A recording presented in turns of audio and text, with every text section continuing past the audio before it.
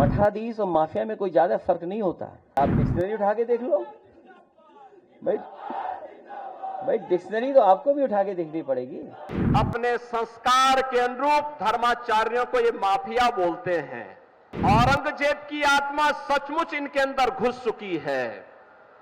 औरंगजेब की आत्मा इस कदर घुस चुकी है कि भारत की धर्म और संस्कृति के प्रतीक धर्माचार्यों को ये माफिया कहते हैं। मुख्यमंत्री ने कहा है कि सपा और अखिलेश यादव अपराधियों में भी जाति और पीढ़ी ढूंढ रहे हैं, क्या कहेंगे सर? अभी ताजा बयान है। मठाधीश और माफिया में कोई ज्यादा फर्क नहीं होता।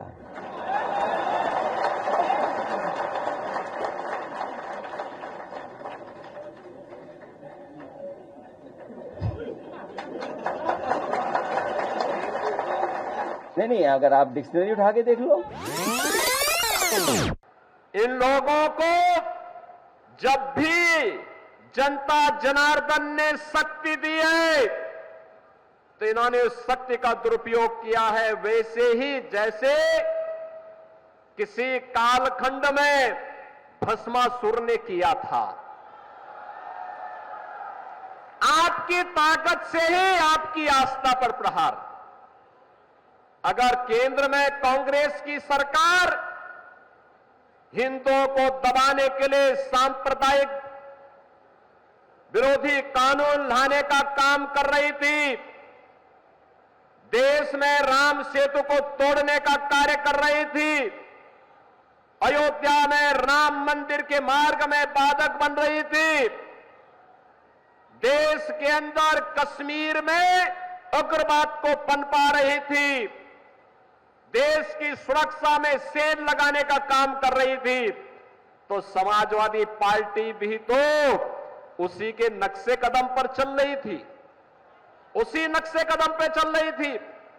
गुंडागिर्दी की चरम, अराजकता की चरम, हर दूसरे तीसरे दिन एक दंगा, हर माफिया के साथ इनके रिश्ते, और समाजवादी पार्टी तो ये माफिया और अपराधियों के सामने, दुर्दांत तो माफिया और अपराधियों के सामने नाक रगड़ते थे और अपने संस्कार के अनुरूप धर्माचार्यों को ये माफिया बोलते हैं। इनकी प्रवृत्ति तो देखो, औरंगजेब की आत्मा सचमुच इनके अंदर घुस चुकी है। औरंगजेब की आत्मा इस कदर घुस चुकी है कि भारत की धर्म और संस्कृति के प्रतीक धर्माचार्यों को ये माफिया कहते हैं।